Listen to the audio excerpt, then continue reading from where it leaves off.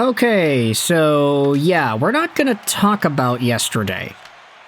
Do we not want to do that? I don't know. Like, Montreal, okay, we'll talk about it just for a little bit, but the Montreal Canadiens absolutely stunk up the room. They shut the door, and they lit a match in there, blowing the whole thing up. The Montreal Canadiens got absolutely destroyed 7-0 by the Dallas Stars yesterday. And even though I say, oh, they got destroyed, if you watched the game, honestly, you can say that the Montreal Canadiens didn't play the worst game that they could have had. Yes, it's true that 7-0 is absolutely not ideal. Nobody ever wants to lose 7-0, but hey, the Montreal Canadiens were kind of getting a little unlucky, weren't they? They had some chances, they had some opportunities, but they just couldn't bury it, they couldn't get a bounce, and all the pucks were going in on the other side. Sorry, Jakub Dobeš, this isn't an overtime loss this time. But maybe it's a lot easier to just keep your cool and stay composed when it's a 7-0 loss rather than a heartbreaker in OT. Not that 7-0 losses could be heartbreaking, but still, it's like, yeah, no, you were already down by so much for so long that you kind of had a lot of time to internalize the L and just kind of take it as it comes. But either way, Montreal had themselves a game yesterday that I refuse to talk about because it makes me feel bad. And instead, I wanted to talk about a trade idea that was posted about and talked about by Max Lalonde on BPM Sports Talk Radio.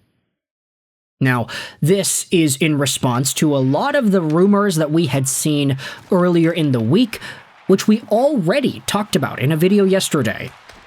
If you missed it, this was posted on the channel. We spoke about Buffalo Sabres center Tage Thompson and rumors that the Montreal Canadiens and the Vancouver Canucks have both called to ask for him in trade talks. Now, this video isn't necessarily diving into the Vancouver angle of it, but there still are some Montreal thoughts to be had, like what was posted about on BPM Sports by Max Lalonde. The tweet is right here. Slafkovsky versus Thompson. If Kevin Adams says yes to that, I'll bring Slafkovsky to Buffalo myself. And this Twitter video had 22,000 views, 83 likes, and 70 replies. And here's the thing, you might say, all right, well, there are a bunch of replies. Canadiens fans are really getting involved in the discussion over there, and yeah, that's true. But what I found the most interesting about it is that the flavor of the replies were kind of all over the place. You had some Canadiens fans that were absolutely appalled by this idea. Hey, Slafkovsky is only 21. Why do you want to go out there and give up on him now? Why would you get a guy like Tage Thompson who is a lot older? Even if he's good, the timeline doesn't fit, etc., etc., etc. And then you had a lot of other fans saying, hey, wait a minute. Why in the world would Buffalo do that? That's not equal. They're not getting equal value out of Slafkovsky if they trade away Tage Thompson. He's like one of, if not the most important players on the team right now. I say on the team. Rasmus Dahlin's technically away, so I guess he's not on the team, quote-unquote. But Tage Thompson's super good. Very, very strong goal scorer in the National Hockey League. We already said everything and more about him yesterday.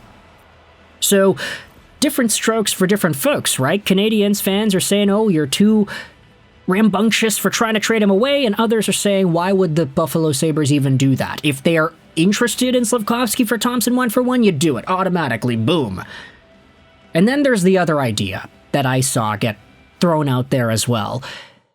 It's, hey, why would you trade away Juraj Slafkovsky, who is a first-line player on this Canadiens team, for second-line support?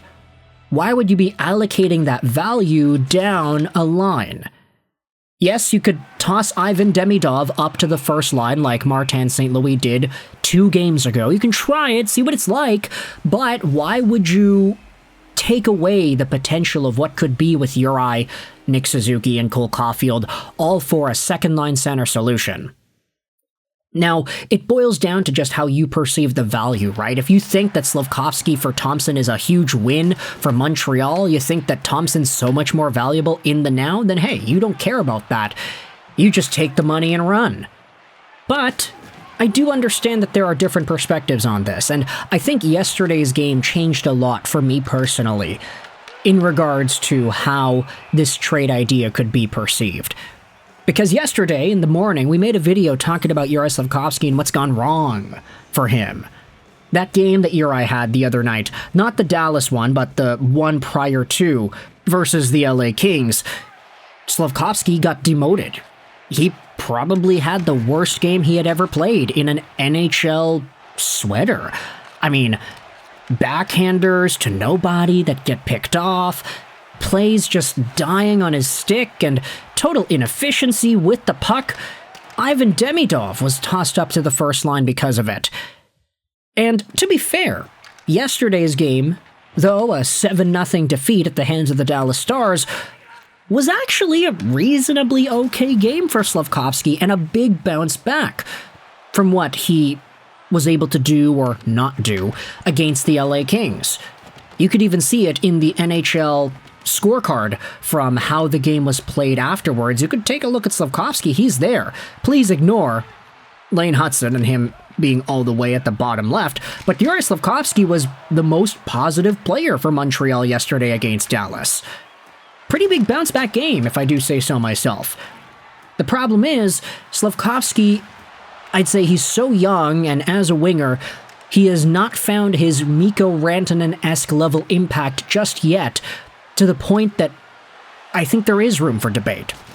Asking whether or not a Slafkovsky would be more valuable to this team, or a Tage Thompson at this stage of their careers. You can talk about the upside, you can talk about the long-term projectability, you can talk about what Slafkovsky could be, but at the same time, I mean, Tage Thompson providing a second-line center spot fix in this season's worth of play, I can also understand that being seen as valuable as well. Now, whether or not Slafkovsky ends up becoming that Mikko Rantanen-esque 100-point scorer, 50, 60-goal guy at some point in his career, that's another conversation for another day. But Tage Thompson's a guy who was almost there already, as a center. Not a winger, of course, but with that in mind, just thinking about the idea of Slafkovsky for Thompson does get me super excited. Of course, it's just what folks said on the radio, but isn't an idea worth exploring. You move Ivan Demidov up to line number 1 to replace Slafkovsky lineup-wise, and then you have Thompson on the second line with, I guess, Bolduc and Newhook. Which, actually, no. I don't know if Newhook is available at this time anymore. Yeah, his injury looked really bad yesterday. But we're not going to talk about that, eh?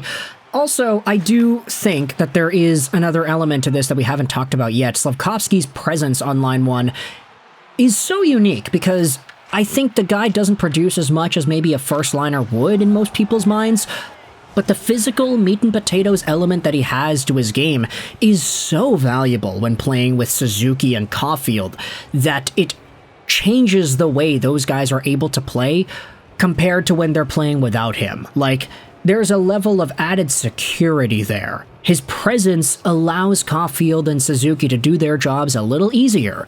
And you can debate that we saw what a Slafkovsky-less first line looks like with Ivan Demidov against the Kings. It wasn't great. It didn't last long either, though, to be fair. But I do wonder, if Slafkovsky gets removed from line number 1, does that have a negative impact on Caulfield and Suzuki longer term? Or are these hockey geniuses just able to fix it up like most hockey geniuses usually are when they get Demidov on, who also is a hockey genius? I don't know. Tage Thompson on the second line would totally rule, though. Let me know your thoughts in the comment section below about this trade idea. Slaf for Thompson, 1-for-1. Do you think it works out? The comment section is your floor. Let me know your thoughts. I hope you enjoyed this video. Sign on. And bye.